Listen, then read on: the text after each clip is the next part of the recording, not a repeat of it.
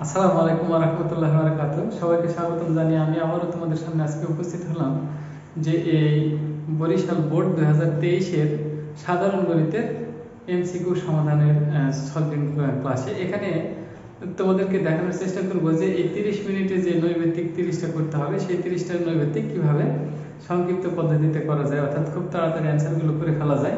তোমরা কিন্তু এই পদ্ধতি আমার যদি ক্লাসটা দেখো তাহলে ইনশাল্লাহ তোমরা দেখবে যে 30 মিনিটের ক্লাসটা মানে অর্থাৎ 30 মিনিটের যে নৈবেদিক তোমরা 15 থেকে 20 মিনিটের মধ্যেই করে ফেলতে পারছো। ক্লাস দেখার সময় অবশ্যই ক্যালকুলেটর এবং খাতা নিয়ে এই ক্লাসটা যদি দেখো তাহলে অবশ্যই তোমাদের কোনো না কোনো উপকারে আসবে বলে আমি মনে করি।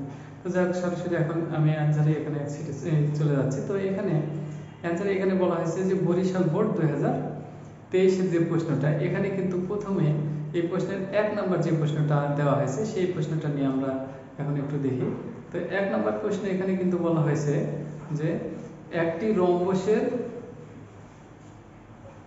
রম্বসের দুইটি কর্ণের দৈর্ঘ্য 8 একক এবং 12 একক হলে এর ক্ষেত্রফল কত বর্গ একক। তাহলে রম্বসের ক্ষেত্রে আমরা জানি রম্বসের চিত্র যদি আমরা দেখি যে রম্বসের ক্ষেত্রে কিন্তু দুইটা বাহু 4টা বাহুই সমান থাকে। এই কথাটা জানা থাকলেই এখানে রম্বসের এটা একটা কর্ণ আর এটা একটা কর্ণ, তাহলে কর্ণের এখানে এটা একটা 12, বড়টা 12 দৈর্ঘ্য আর এটা হচ্ছে 8, তাহলে ক্ষেত্রফল কত? রম্বসের ক্ষেত্রফলের সূত্র হচ্ছে হাফ ইন্টু d1 d2।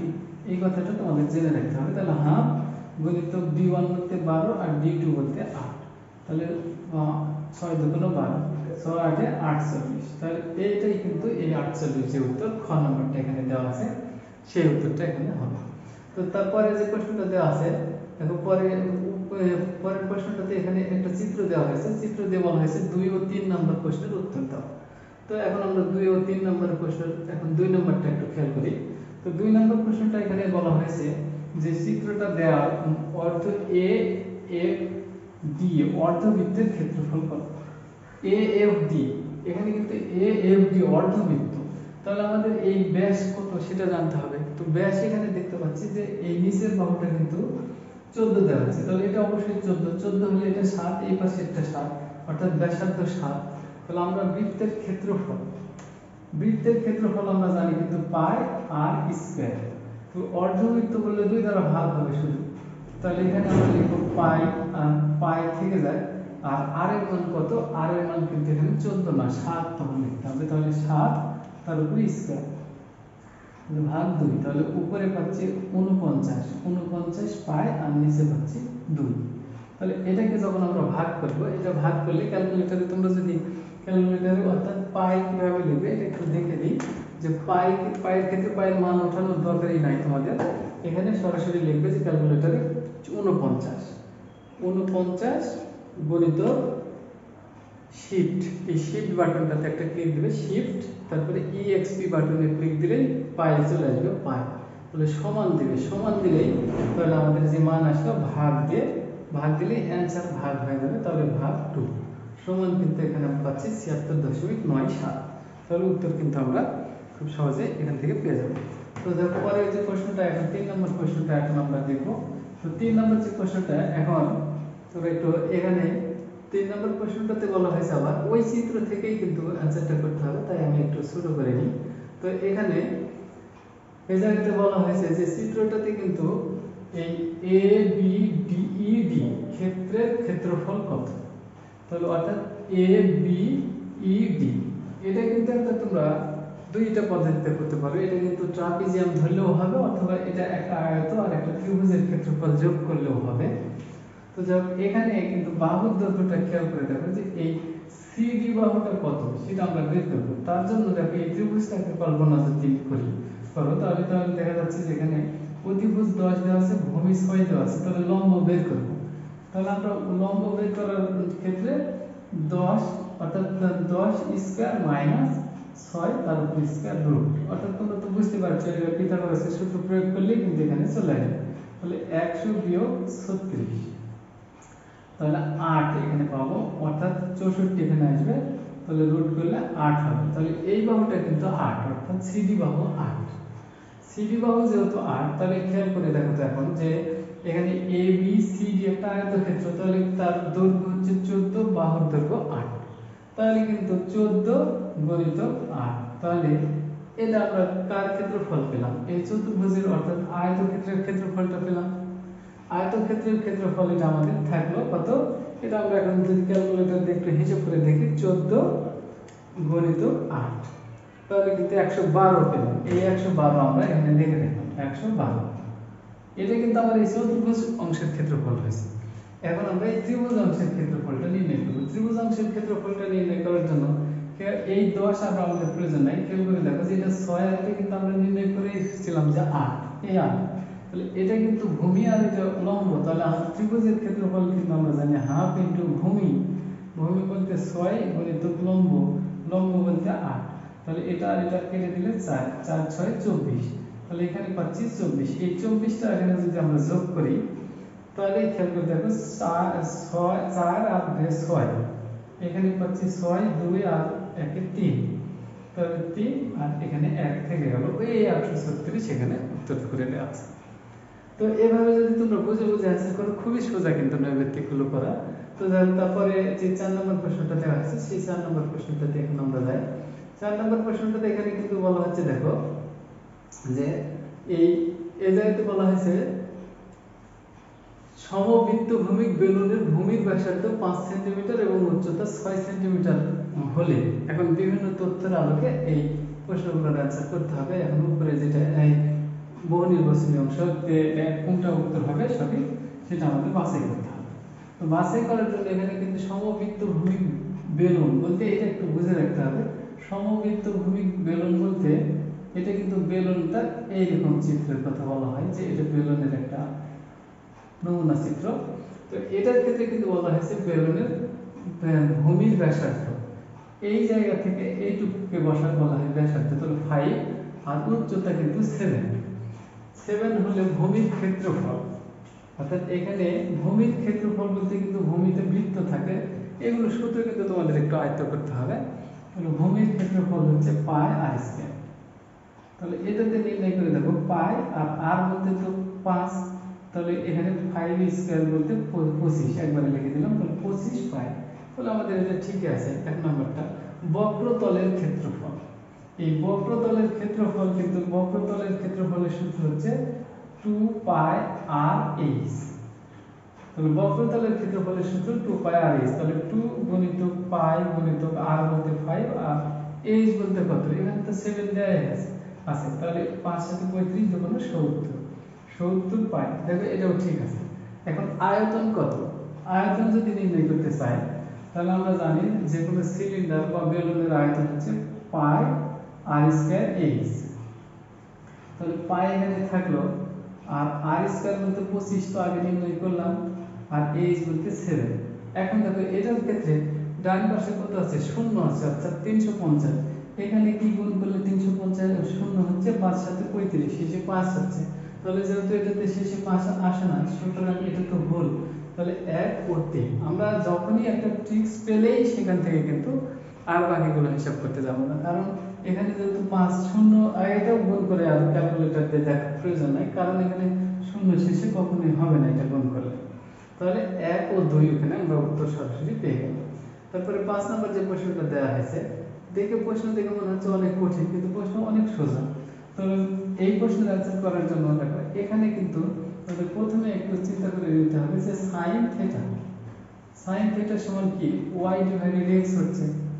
এখন আমরা যদি এই যখনই এগুলো প্রশ্ন দেওয়া থাকে মান বা এই সাইনের অনুপাত আকারে, তখন আমরা একটা সমকোণী ত্রিভুজ কল্পনা করব। এই ক্ষেত্রে সমকোণী ত্রিভুজের ক্ষেত্রে এটা যদি থিটা হয়, তাহলে সাইন বলতে কি জানি আমরা, লম্ব ডিভাইডেড অতিভুজ। তাহলে এটা এখন তোমার কাজ হবে এই ভূমিটা নির্ণয় করা, তাহলে তার আগে ভূমিটা যদি নির্ণয় করতে চাই আমরা x square minus y square, এটা হচ্ছে ভূমি। এখন খেয়াল করো তো যে cot থিটা বলতে আমরা কি জানি, cot থিটা বলতে আমরা জানি ভূমি ডিভাইডেড লম্ব, ভূমি ডিভাইডেড লম্ব, তাহলে ভূমি ডিভাইডেড লম্ব বলতে এটা উপরে যাচ্ছে, অর্থাৎ root x square minus y square divided y কোথায় আছে, খ নম্বরে তো আছে, তাহলে আমরা উত্তর সরাসরি পেয়ে যাচ্ছি অল্প সময়ের মধ্যে। তো তারপরে দেখো অজীব রেখা অঙ্কনের ক্ষেত্রে x অক্ষ বরাবর স্থাপন করা হয়। অজীব রেখা অঙ্কনের ক্ষেত্রে x অক্ষ বরাবর থাকে শ্রেণীর উচ্চ সীমা এবং y অক্ষ বরাবর থাকে এটাতে আসলে এই অক্ষতে থাকে শ্রেণীর ঊর্ধ্ব সীমা আর এই অক্ষতে থাকে ক্রমযোজিত গণসংখ্যা। এটা একটু তোমাদের তিনটা চিত্র ছিল, মানে যেটা পরিসংখ্যান অংশে তিনটার মধ্যেকার একটা হচ্ছে অজীব রেখা, আর একটা গণসংখ্যা বহুভুজ, আর একটা আয়তরেখা। তো যাক, এখন আমরা পরের প্রশ্নটাতে দেখি। পরের প্রশ্নটাতে এখানে বলা হয়েছে যে এই প্রচুরক শ্রেণীর মধ্যমান কত। এই যে তথ্যটা দেখা যাচ্ছে 7 ও 8, এটা দেখার দরকার নাই, তাহলে উপরের এই প্রশ্নটা বের করে রাখি। তাহলে এখানে বলা হচ্ছে যে প্রচুরক শ্রেণীর মধ্যমান। এখন এই প্রচুরক শ্রেণী বলতে কিন্তু আমরা সরাসরি দেখব যে কোনটাতে বেশি আছে। এটাতে সবচেয়ে বেশি, তাহলে এটার মধ্যমান বলতে 36 যোগ 40, অর্থাৎ এই যে দুইটা যোগ করে 2 দ্বারা ভাগ করবে তাহলে এটা চলে আসবে। তারপরে মধ্যমান নির্ণয়ের জন্য, মধ্যক শ্রেণী নির্ণয়ের জন্য এফসি এর মান কত। এখন এই প্রশ্নটা কিন্তু অনেকের ভুল হয়, যে তোমরা কিন্তু অনেক ছাত্ররাই আছে একটু দুর্বল হলে তারা কিন্তু মনে করো যে তারা বিভিন্ন টিচাররাও এটা চেষ্টা করে মানে তাড়াতাড়ি তোমাদেরকে বোঝাতে, অনেকটা দুর্বল ছেলে মেয়েদেরকে বোঝাতে গেলে তখন দেখা যায় যে স্যাররা বলে দেয় যে তোমরা এই সর্বোচ্চ যেটা আছে সেটাই শ্রেণীর মধ্যমান ধরে নেবে। কিন্তু এটা আসলে সব অঙ্কের ক্ষেত্রে হয় না, 2-1টা অঙ্কের ক্ষেত্রে কিন্তু এটা মিলে না, যেমন এই অঙ্কের ক্ষেত্রেই মিলবে না। তো আসলে শ্রেণী মধ্যমান নির্ণয় করার জন্য সর্বপ্রথম মূল নিয়ম হচ্ছে এই সবগুলো যোগ করে রাখতে হবে। যোগ করলে দেখো এখানে 6 আর 3 9, 9 6 15, 15 আর 7, তাহলে 15 যদি যোগ করি 15 যোগ 7 যোগ 4, তাহলে এখানে মোট 26 কিন্তু আছে। 26 কে 2 দ্বারা ভাগ করে নিতে হবে, তাহলে ভাগ 2, তাহলে 13 পাচ্ছি। এই 13 কোথায় গেলে 13 বা 13 পার হচ্ছে খেয়াল করতে হবে। দেখো 3 আর 6 9, 13 কিন্তু আমাদের হয়নি। 9 আর 6 9 আর 6 15, তাহলে কিন্তু 13 এটা দিয়ে হয়ে যাচ্ছে। দেখো 3 আর 9 6 9, 13 হলো না, আমাদের টার্গেট নিতে হবে 13 অথবা 13 এর উপর। তাহলে 3 আর 6 9, 9 আর 6 15, 13 পার হয়ে যাচ্ছে, তাহলে এটাতে পার হচ্ছে, তাহলে এটাই কিন্তু মধ্যমান। তাহলে এটার ক্ষেত্রে এই 6 এর ক্ষেত্রে দেখো মধ্যক নির্ণয়ের ক্ষেত্রে এফসি এর মান নিচে কোনটি।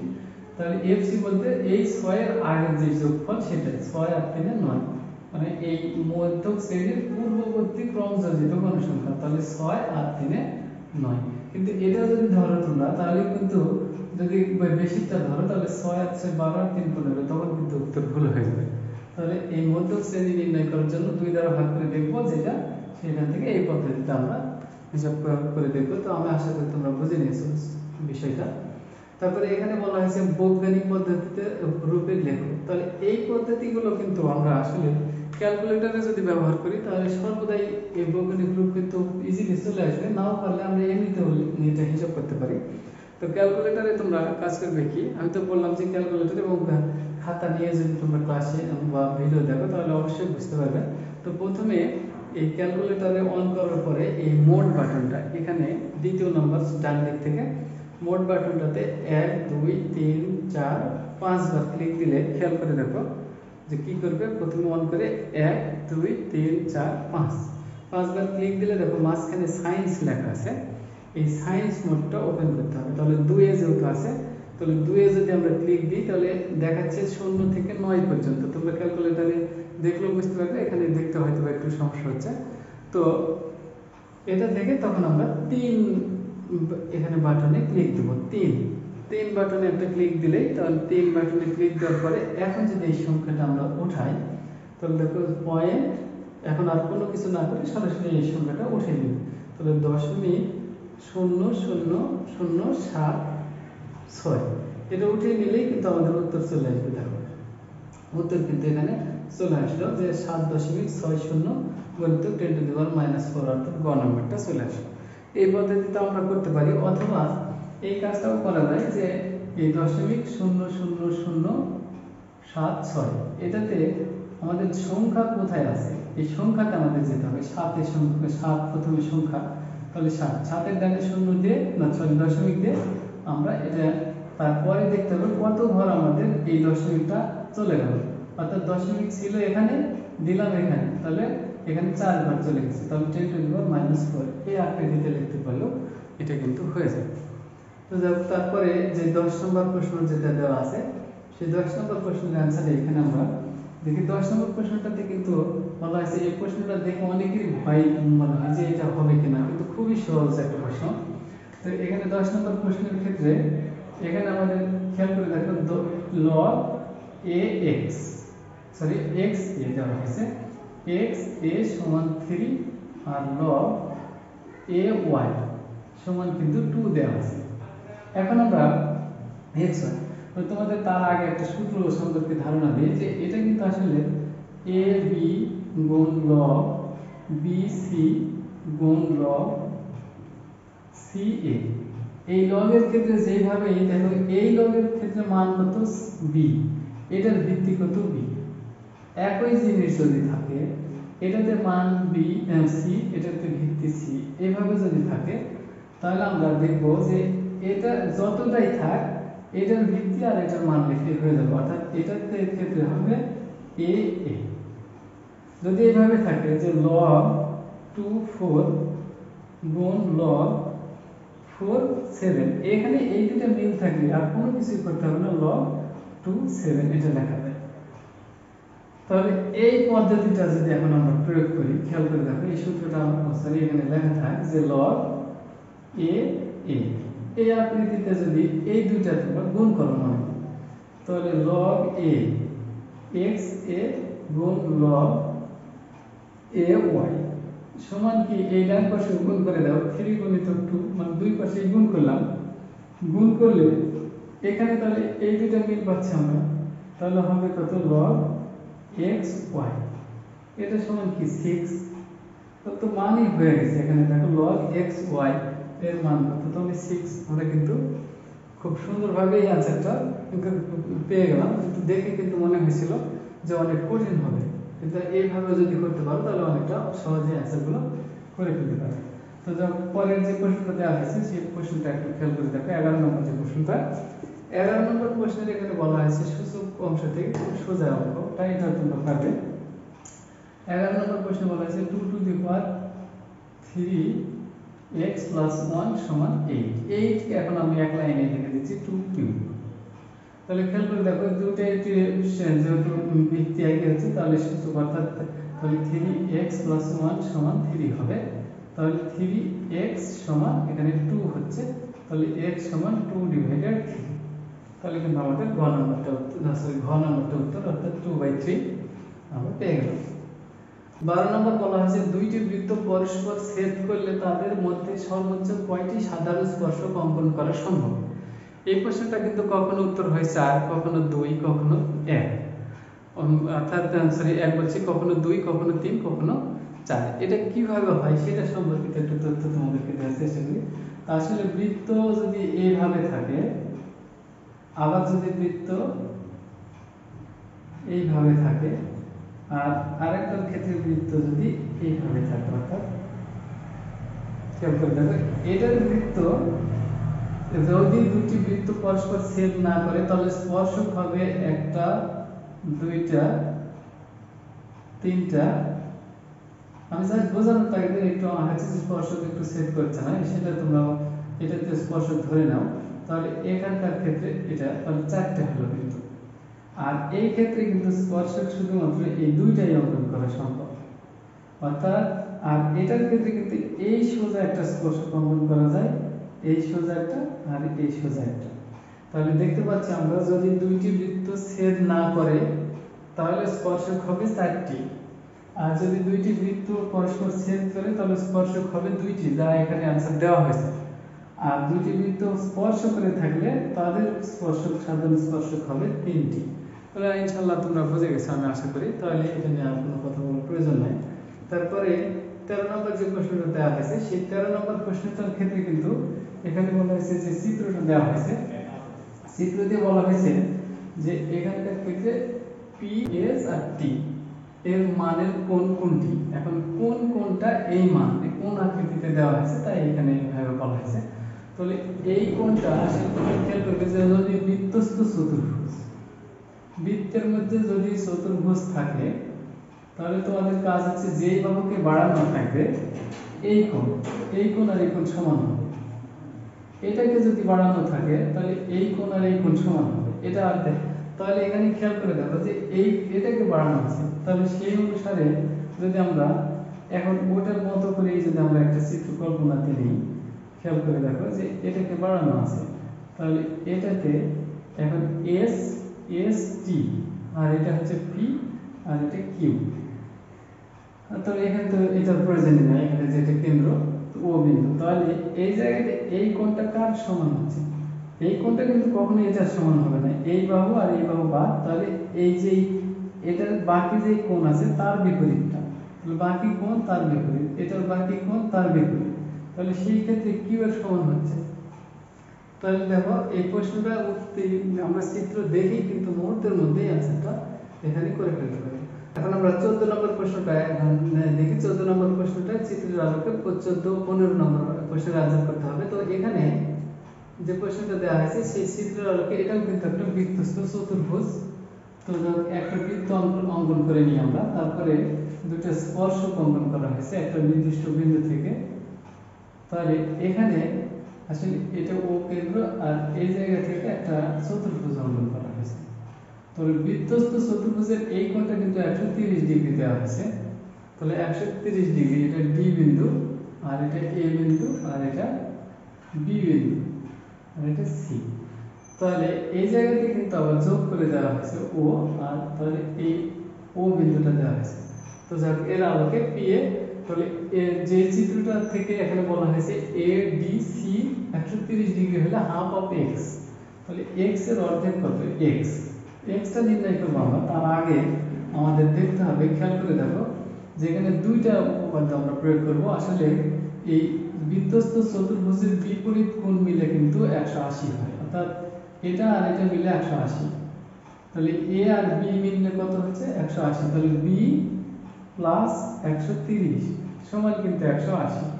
তাহলে এখানে বি কোণের মান অবশ্যই কত? 30, 40, 50, 60, 70, 80, অর্থাৎ 50 ডিগ্রি হচ্ছে বি কোণ। এই কোণটা কত? 50 ডিগ্রি। এটা যদি 50 ডিগ্রি হয় তাহলে আমরা আবার আরেকটা তোমাদের যে 19 নম্বর উপপাদ্য আছে সেই অনুসারে কিন্তু আমরা জানি যে এই বৃত্তস্থ কোণ কেন্দ্রস্থ কোণের অর্ধেক থাকে, তাহলে এটা 50 হলে এটা অবশ্যই 100, তাহলে এটা যদি 100 হয় তাহলে 100 এর অর্ধেক কত? 50, এই 50 উত্তর আমাদের এখানে হয়ে গেল। তো যাক এখানে আমরা 50 উত্তর পেয়ে গেলাম। তার পরবর্তীতে বলা হয়েছে, দেখো খেয়াল করে দেখো এই চিত্র একটু হালকা দেখো, এটার প্রয়োজন নাই যেহেতু এই চিত্র এখানে অঙ্কন করাই হয়েছে। তাহলে এখানে পরবর্তীতে 15 নম্বর যে প্রশ্নটা বলা হয়েছে, 15 নম্বর প্রশ্নতে পি এ, এই বিন্দুতে কিন্তু পি দেওয়া হয়েছে, তাহলে পি এ সমান পিসি, পি এ পিসি, যেহেতু স্পর্শক সর্বদা সমান থাকে একটা নির্দিষ্ট বিন্দু থেকে, তাহলে এক নম্বর ঠিক আছে। ও এ পি কোণ, ও এ পি কোণ, O A P O C P সমানিত হবে, কারণ এই এখানে সর্বদা স্পর্শক 90 ডিগ্রি করে কোণ করে থাকে। এই কথাগুলো তোমাদের জেনে রাখতে হবে। তাহলে 90 ডিগ্রি কোণ করে। এখন প্রবৃদ্ধ, এই প্রবৃদ্ধ কোণ বলতে কিন্তু আমরা বুঝি বড় কোণটাকে, তাহলে প্রবৃদ্ধ ও এস মানে এ ও সি, তাহলে এ ও সি এই কোণটাকে প্রবৃদ্ধ বলতে এই কোণের কথা কিন্তু বোঝানো হচ্ছে। তাহলে এটার মোট কত ছিল? 360, তার মধ্যে এটা কত? 100, তাহলে 360 বিয়োগ 100, তাহলে কিন্তু এখানে 260 ডিগ্রি কোণ কিন্তু এটা কত? 260 ডিগ্রি কোণ।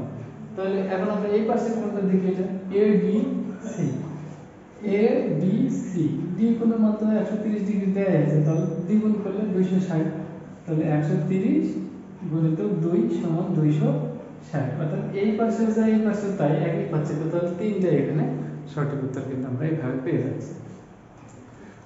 কোন বৃত্তের অর্ধ অধিচাপের অন্তর্লিখিত কোণ, এটার ক্ষেত্রে একটু মুখস্থ তোমাদের রাখতে হবে যে যখন চাপ অধিচাপ বলা হবে তখন সূক্ষ্ম কোণ হবে, আর চাপ বড় হলে কোণ হবে ছোট। এটা মনে রাখবে, তোমাদের বইতে দেওয়া আছে, আমি আর বইটা আর এখানে দেখালাম না।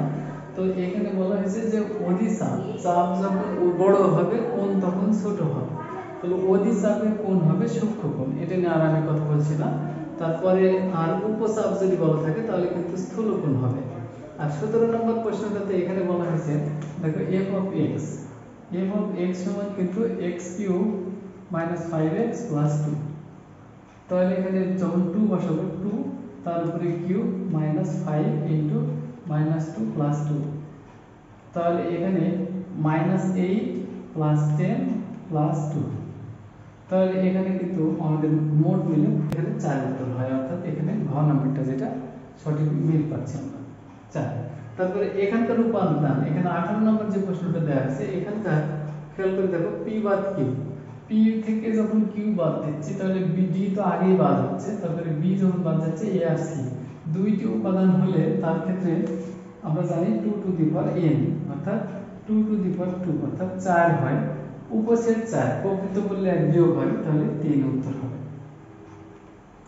তারপরে যে প্রশ্নটা দেওয়া আছে 19 নম্বর যে প্রশ্ন, 8 সেন্টিমিটার এবং 6 সেন্টিমিটার ব্যাসার্ধ বিশিষ্ট দুটি বৃত্ত পরস্পরকে বহিঃস্পর্শ করলে তাদের কেন্দ্রদ্বয়ের মধ্যবর্তী দূরত্ব। এটার ক্ষেত্রে দুইটা নিয়ম আছে। একটা যদি বৃত্ত এইভাবে স্পর্শ করে, অর্থাৎ দুইটা বৃত্ত কিন্তু বহিঃস্থ স্পর্শ করেছে, আর আরেকটার ক্ষেত্রে যদি এইভাবে হয় যে একটা বৃত্ত এখানে একটা বৃত্ত, অর্থাৎ এটা অন্তঃস্থ স্পর্শ, তাহলে এই দুইটার ক্ষেত্রে কেন্দ্রদ্বয়ের দূরত্ব হবে, যদি বহিঃস্পর্শ করে কেন্দ্রদ্বয়ের দূরত্ব ব্যাসার্ধের যোগফলের সমান, অর্থাৎ এখানকার ব্যাসার্ধ কত, ব্যাস বললে ব্যাসার্ধ এটা 4 আর এটা হচ্ছে 3, অর্থাৎ তখন উত্তর হবে 7। আর যদি এটার ক্ষেত্রে ব্যাসার্ধ সাপোজ এটাতে যদি হয় 7 আর এই ছোটটার ক্ষেত্রে হয় ব্যাসার্ধ 7 না, এখানে 4 আর ছোটটার ক্ষেত্রে 3, তাহলে বিয়োগফল হবে 1, অর্থাৎ যখন অন্তঃস্থ স্পর্শ করবে তখন হবে 1 আর যখন বহিঃস্পর্শ করবে তখন যোগফলের সমান হবে, অর্থাৎ 7। এখানে উত্তর হয়েছে গ নম্বর। 20 নম্বর যে প্রশ্নটা দেওয়া হয়েছে এই প্রশ্নটার উত্তরের ক্ষেত্রে কিন্তু এখানে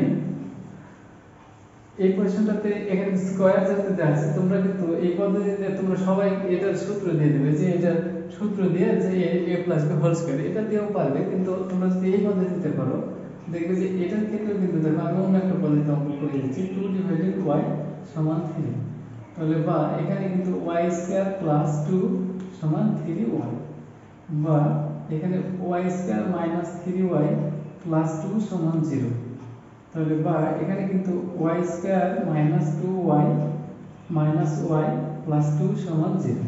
এই সবগুলো করে দিচ্ছি যে y মাইনাস 2 মাইনাস 1 কমন নিলে y মাইনাস 2 সমান 0, তাহলে অর্থাৎ y সমান কিন্তু 2 আর y সমান 1। এখন তোমরা চিন্তা করতে পারো যে কোনটা বসাবো আমরা, এখানে তোমাদের যেটা ইচ্ছা সেটা বসাতে পারো। এখানে যদি y সমান 2 বসাও, খেয়াল করে দেখো 2 স্কয়ার, তাহলে 2 স্কয়ার প্লাস 4 ডিভাইডেড 2 স্কয়ার, তাহলে 4 প্লাস এখানে 4, তাহলে 4 ডিভাইডেড 4 সমান কিন্তু 4 প্লাস 1 সমান 5 উত্তর পাচ্ছি। আবার যদি কেউ চিন্তা করো 1 বসাবে, তাহলে 1 তার উপরে স্কয়ার প্লাস 4 ডিভাইডেড 1 স্কয়ার করলে তো একই হয়, তাহলে আবার 1 প্লাস 4 সমান কিন্তু আবার 5 হয়। তো তুমি যেইভাবে অ্যানসার করো সেটা কিন্তু ওই 5 এ চলে আসবে। আবার যদি এটাতে স্কয়ার করো তোমরা এটা করতে পারো যে y square plus 2 divided y তার উপর স্কয়ার, এইভাবে অ্যানসার করা যায়, করতে পারো। আমি ওটা তোমাদেরকে এটা দেখালাম না। তো এখানে যে 21 নম্বর যে প্রশ্নটা আছে তার আলোকে এখন 22 নম্বর প্রশ্নটা খেয়াল করে দেখো। এখন কিন্তু তোমরা এটাতে এসে 21 নম্বর প্রশ্নতে এসে কিন্তু তোমাদের এটাতে আবার কিউবের সূত্র, তখন কিন্তু তোমাদের এই নিয়ম অনুসারে কিন্তু যদি করো তাহলে আবার সূত্র প্রয়োগ করতে হবে, কিন্তু এই নিয়মের ক্ষেত্রে আর সূত্র প্রয়োগ করার দরকার নেই। তখন 22 এর ক্ষেত্রে কিন্তু 1 যেহেতু সলিউশন তাহলে 1 বসাই, 1 কিউব প্লাস 2 ডিভাইডেড 1 তার উপরে কিউব, তাহলে খেয়াল করে দেখো 1 প্লাস 8 সমান কিন্তু 9 আমরা পেয়ে যাচ্ছি খুব সহজে, এটাতে আবার পেয়ে গেলাম। আর যদি এটাতে 2 বসাও, 2 বসিয়ে দেখো যে 2 যদি আমরা এখানে মান বসাই তাহলে 2 কিউব, 2 তার উপরে কিউব প্লাস 2 ডিভাইডেড 2 তার উপরে কিউব, তাহলে এখানে হচ্ছে 2 এর উপর কিউব মানে 8 প্লাস এখানে কিন্তু এটা কেটে কেটে 1 কিউব সমান 1, তাহলে এখানেও আবার 9 পাচ্ছি। যেভাবে আমরা অ্যানসার করি না কেন অ্যানসার কিন্তু আমাদের এক অ্যানসার চলে আসছে। তো তারপরে যে প্রশ্নটা দেওয়া আছে এখানে পরের প্রশ্নটা একটু খেয়াল করে দেখো। 22 নম্বর যে প্রশ্ন, 22 নম্বর প্রশ্নে বলা হয়েছে এবিসি ত্রিভুজের পরিকেন্দ্র ও এবং এবি সমান এসি, তাহলে একটা ত্রিভুজ অঙ্কন করা হোক, এই ত্রিভুজের পরিকেন্দ্র অঙ্কন করি, তাহলে এইভাবে একটা বৃত্ত অঙ্কন করে একটা ত্রিভুজ অঙ্কন করবো। তাহলে ত্রিভুজ অঙ্কন করলে এ বি সি, ABC এর কিন্তু AB সমান AC, অর্থাৎ এই বাহু আর এই বাহু সমান দুইটা। যখন সমান হচ্ছে তাহলে সমানের ক্ষেত্রে কিন্তু আমরা যখন সমান পাচ্ছি, তাহলে এই বাহু দুটো সমান হলে কিন্তু এই কোণ আর এই কোণ সমান হবে সবসময়। তাহলে ABC কোণ, B কোণ কিন্তু 55 ডিগ্রি, তাহলে 55 ডিগ্রি, এটাও তাহলে 55 ডিগ্রি। এখন BOC, এই কোণটা O বলতে কিন্তু O পরিকেন্দ্র, এই কেন্দ্র, তাহলে এটা কত সেটা আমরা পরে দেখি। O কেন্দ্র এই কোণটা, এটার জন্য এখন খেয়াল করে দেখো তো যে একই চাপের উপর কেন্দ্রস্থ কোণ, তাহলে এই কোণটা আমাদের দরকার। এটা কত হচ্ছে 55 55 110, আর ত্রিভুজের তিন কোণ মিলে 180 ডিগ্রি থাকে, তাহলে 110। তাহলে এখানে বাদ দিলেই কিন্তু এখানে আমরা পাচ্ছি 70। তাহলে 70 70, এটা অবশ্যই 140 ডিগ্রি, এর দ্বিগুণ, এটা যেহেতু 70 ডিগ্রি, তাহলে আমরা এটা 140 ডিগ্রি পাচ্ছি। আবার এই প্রশ্নটা এখন 23 নম্বর প্রশ্নটা যেটা দেওয়া হয়েছে, সেই প্রশ্নটা দেখো, এটার ক্ষেত্রে তোমরা যেভাবে অ্যান্সার করতে যাবে, এখানে কিন্তু অনেক সময় এই প্রশ্নগুলো থাকলে সরাসরি আমি যে আগের অঙ্কটা দেখালাম সেইভাবে অঙ্কগুলো করতে হবে, যে y + 1 / y = 5, তাহলে বা y² + 1 = 5x, বা এখানে খেয়াল করে দেখো y² - 5x + 1 সমান কিন্তু 0। তাহলে এখানে কিন্তু একটু ইয়ে আছে, এখানে 3 আছে, তাহলে এখানে যদি আমরা 3 তৈরি করতে যাই, y² - 3x + 1 - 2x, এই -2x, তাহলে কিন্তু ম্যাচিং হয়ে গেছে। তাহলে শূন্য, এটাকে আমরা পরের লাইনে আসলে নৈমিত্তিক করার জন্য প্রতিটা লাইন তো করার দরকার নাই, এটা x, আসলে আমি এই এখানে লিখতে গিয়ে x লিখে ফেলেছি, তারপরে x এর মাধ্যমে নিয়ে হয়ে গেছে, এখানে y হবে, x y আর এখানে y, তাহলে এই দুটোর পরিবর্তে কিন্তু 2y পাচ্ছি। দেখো নিচে, তাহলে উপরে আছে y আর নিচে আছে 2y, তাহলে এটা কেটে গেলে কিন্তু হাফ, কিন্তু খুব সহজে আমরা অ্যানসার বের করে নিতে পারবো। তবে 24 নম্বর যে প্রশ্নটা দেওয়া আছে, 24 নম্বর প্রশ্নটা খেয়াল করে দেখো, যে 24 নম্বর প্রশ্ন কিন্তু ক্যালকুলেটরের সাহায্যে সরাসরি আমরা অ্যানসার বের করে নিতে পারবো। তো অ্যানসার বের করার জন্য এখানে বলা হয়েছে cos, খেয়াল করে দেখো যে এই লাইনটা কিন্তু একটু আমি তোমাদেরকে সহযোগিতা করার জন্য, মানে এখানে যদি ক্যালকুলেটরে বুঝিয়ে দিতে লাগলে তোমাদের একটু বুঝতে সমস্যা হয়, তাহলে এটাকে √3/2, তাহলে এটাকে বুঝে গেছো যে √3/2। এখন ক্যালকুলেটর নিয়ে যদি এভাবে প্র্যাকটিস করো যে √3, প্রথমে কাজ করবে কি, √3 ভাগ √2 লিখবো, লেখার পরে সমান দেব, তারপরে শিফট cos, তাহলে শিফট cos অ্যানসার সমান, তাহলে আমরা 30 ডিগ্রি পেয়ে গেল।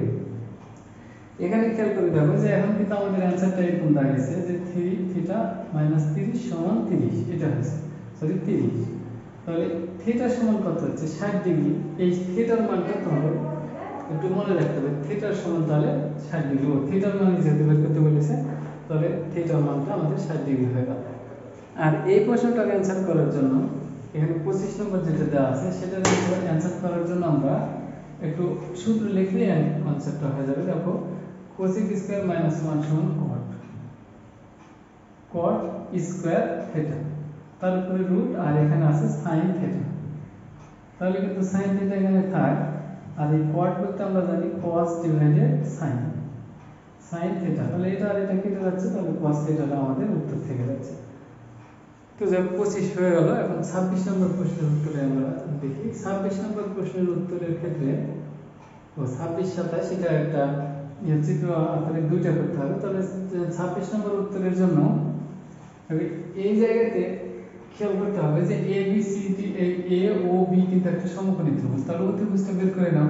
অতিভুজ বের করার জন্য বর্গ করে যোগ, বাকি দুটার ক্ষেত্রে বর্গ করে বিয়োগ, তাহলে এটার ক্ষেত্রে বর্গ করে যোগ, অর্থাৎ √3 তার উপরে স্কয়ার প্লাস 1, স্কয়ার করলেও একই থাকে, তাহলে এখানে 3 + 1 = 2, তাহলে এই বাহুটা কিন্তু আমরা 2 পাচ্ছি। তাহলে এখানে যদি চিত্রটাকে খেয়াল করে দেখো যে এটা কিন্তু 1, এটা √3 আর এটা 2, এটা বর্ধিত করা আছে, তাহলে ও, এটা বি, আর এটা কিউ, আর এটা হচ্ছে পি। এই মানটা পেলাম। এই মান থেকে এখন বলা হয়েছে cos 90 মাইনাস বি, বি কোণের মান কত? ও এটার ক্ষেত্রে আমাদের দরকার নাই, যদি পরের ক্ষেত্রে আমাদের এটা যেটা নির্ণয় করলাম সেটা পরের প্রতি কাজ করবে। তো এটার ক্ষেত্রে দেখো লম্ব আর ভূমি দেওয়া আছে, তাহলে লম্ব ভূমি কোথায় থাকে? tan থিটা সমান লম্ব ভূমি অর্থাৎ √3/1, তাহলে tan থিটা সমান √3, তাহলে কত tan কত ডিগ্রি মান? √3। এটা জানার জন্য আমরা কাজ করব কি, তাহলে প্রথমে লিখব √3 সমান দেব শিফট tan অ্যানসার সমান দেব, তাহলে 60 ডিগ্রি আমরা পেয়ে যাচ্ছি। তাহলে 60 ডিগ্রির ক্ষেত্রে তাহলে এখানে কোণের মান পেলাম 60 ডিগ্রি। এখানে খেয়াল করতে হবে বি কোণ সমান 60 ডিগ্রি, এটা 90 ডিগ্রি, তাহলে এটা কত ডিগ্রি? এটা অবশ্যই 30 ডিগ্রি। এই কোণগুলো আমরা যখনই একটা চিন্তা করব নৈমিত্তিকের জন্য তথ্যগুলো আমাদের কিন্তু জেনে রাখতে হবে। তাহলে 27 নম্বর প্রশ্নটা এখন দেখো আমাদের খুব সহজেই হয়ে যাবে। এখন 27 নম্বর প্রশ্নের এ সমান কত? এটাতে কিন্তু এ ছিল, খেয়াল করে দেখো যে এই চিত্রটা ওই জায়গাতে এ ছিল, এখানে এ, তাহলে সেই ক্ষেত্রে এখন আমরা যদি এই a প্লাস b কত হচ্ছে ক্যালকুলেটরে বসিয়ে দিলে आंसर কিন্তু সব পেয়ে যাব। তাহলে এখানে a এর মান 30, b এর মান 60, 30 আর 60 90, তাহলে cosec 90 বের করার পদ্ধতি 1 ভাগ sin 90, তাহলে কিন্তু আমাদের 1 পেয়ে গেল। তাহলে এটা হয়ে গেল sin a cos b, অর্থাৎ sin a বলতে 30 ডিগ্রি প্লাস cos b বলতে 60 ডিগ্রি, তাহলে কিন্তু আমাদের এই এটাতে 1 চলে আসে। এইভাবে আমরা দেখো এটাও পাচ্ছি, এটা এখন tan a ও q, খেয়াল করতে এটা 90 হলে এটাও 90, তাহলে tan 90 ডিগ্রি tan তাহলে 90 সমান দাও, তাহলে কিন্তু ম্যাথমেটিক্যাল এরর অর্থাৎ এখানে অসংজ্ঞায়িত মান চলে আসে। তাহলে আমরা তিনটাই এখানে সঠিক উত্তর পেয়ে যাচ্ছি। তারপরে যে প্রশ্নটা বলা হয়েছে দেখো 28 নম্বর প্রশ্নে 1 2 4 8 ধারাটির প্রথম 8টি পদের সমষ্টি। সমষ্টির ক্ষেত্রে এখানে আমরা এভাবে নির্ণয় করব যে সমষ্টির সূত্র এখানে কিন্তু 1 2 4 8 16 32 64 128 256 512 এইভাবে এই ধারাটা চলে গেছে। তো পদের সমষ্টি কত সেটার জন্য সমষ্টি বলতে আমরা জানি a r to the power n-1 divided r - 1। এখানে r এর মান 1 এর সাথে কত 2 ভাগ 1 সমান 2, তাহলে a এর মান কিন্তু 1, তাহলে 1 এটাকে জানলে তাহলে 2 টু দি পাওয়ার n বলতে প্রথম 8টি, তাহলে 8 বিয়োগ 1 আর এখানে 2 বিয়োগ 1, তাহলে এখানে 8 বলতে 2 5 6 বিয়োগ 1 নিচে 1, তাহলে 2 5 5, অর্থাৎ এখানকার গ নম্বরটা যেটা সঠিক উত্তর আমরা পেয়ে গেলাম।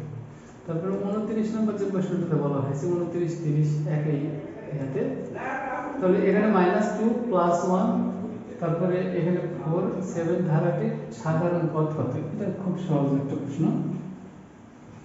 এই প্রশ্নের ক্ষেত্রে সাধারণ পদ নির্ণয় করার জন্য এখানে কিন্তু আমরা সাধারণ পদ নির্ণয় করতে যাব না, এখানে সাধারণ পদ অ্যানসারে টেস্ট করব। তাহলে এখানে দেখো খেয়াল করে দেখো n এর মান জাস্ট 1 বসাই 3n - 1, তাহলে 1 বসালে কত হচ্ছে 2, কিন্তু এখানে আছে -2, তাহলে উত্তর হচ্ছে না। তারপরে দ্বিতীয়টাতে বসালে 3n + 1, এখানে যদি 1 বসাই 3 + 1 = 4, তাহলে তো হচ্ছেই না। এখানে 3n - 5, 1 বসালে 3 - 5 সমান কিন্তু -2 পাচ্ছি, তাহলে এটাই উত্তর আমাদের এই ঘ নম্বরটা। ধারাটির প্রথম 10টি পদের সমষ্টি কত? এটা তো সমষ্টির সূত্র, তোমরা এই সূত্রটাও জানা আছে যে n/2 * 2a + n - 1 * d, তাহলে এখানে n এর বর্গ মান বলতে 10 ভাগ 2, আর 2a বলতে এখানে প্রথম পদ হচ্ছে -2, তাহলে -2 ব্র্যাকেট দিয়ে লিখে দিলাম। তারপরে এখানকার ক্ষেত্রে n বলতে 10টি পদ যেহেতু বলা হয়েছে, তাহলে 10 বিয়োগ 1 9, তাহলে 9 গুণিত এটা এই জায়গাতে একটু সমস্যা যে এটা মাইনাস কিন্তু -2, তাহলে কিন্তু সব মিলে এখানে 3 হচ্ছে। এটা তোমরা যদি ভুল করে নাও তাহলে কিন্তু হিসাব আর মিলবে না অনেক সময়। তাহলে এখানে 5 × 10, এখানে 5 আসলো, এখানে 4 আর এখানে 3 নং 27, তাহলে এখানে হচ্ছে 23, তাহলে 23 গুণিত 5, তাহলে এখানে হবে 115। তো যাই হোক আমরা পরে নম্বরটা অ্যান্সার পেয়ে গেলাম। তো যাই হোক আমি আশা করি তোমাদের এই ক্লাসটা অবশ্যই অনেকটা উপকারে আসবে। তো আমার ক্লাস নিয়মিত দেখবে এবং আমি পরবর্তীতে যতগুলো এমসিকিউ আছে এমসিকিউ সব বাকি এমসিকিউগুলো নিয়মিত দেখানোর চেষ্টা করবো। তো সবাই ভালো থাকো এবং আমার ক্লাস দেখার আমন্ত্রণ জানিয়ে আজকের ক্লাস এখানে শেষ করছি।